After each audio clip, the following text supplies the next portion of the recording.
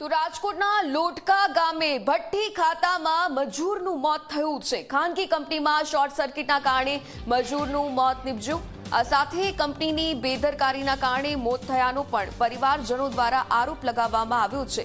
કંપનીમાં સેફટીની સુવિધાના અભાવે કરંટ લાગ્યાનું અનુમાન છે।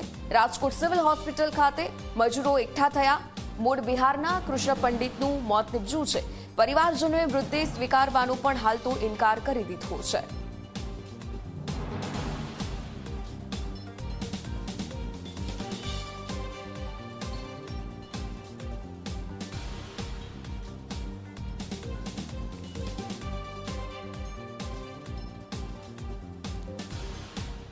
आ भतीजा ने है ने साला था ये है ना मिलर मशीन में है ना शॉर्ट सर्किट से एने मौत थी गया है ने काल हांजे 2:30 वागे ने मौत थी गया है। मैंने 6 वागे खबर पड़ी। सेठ आया तो सेठ हमने किए है कि तमने 20-25 हज़ार रुपया आपू छू ने तमे है ना समाधान करीने है ना लास्ट ने तमने गामडे मोकली दो तमे होई जाओ एम किए है सेठ एम ने हमने राते केटली फेरे सही करावा माटे आव्या था साहब कि आमा सही कर दियो। हमें सही नहीं कर्या।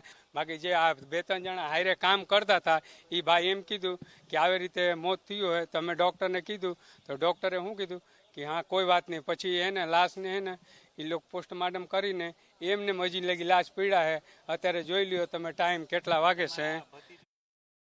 हमारी मांग ई से सरकार पासे थी कि हमने है ने जे एना माँ बाप ने सहयोग थाय ने तमने आ ई करावी दियो मदद हमने ने ई एम कही से कि 10,000 20,000 50,000 ले लियो।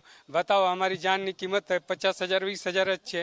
मांग नु संतुष्ट आए तमे लाश केवी रीते स्वीकारू तमे बताओ। आ सरकार है ने हमने नो मदद करी सके मजूर माणस ने तो हमें हूँ करशू।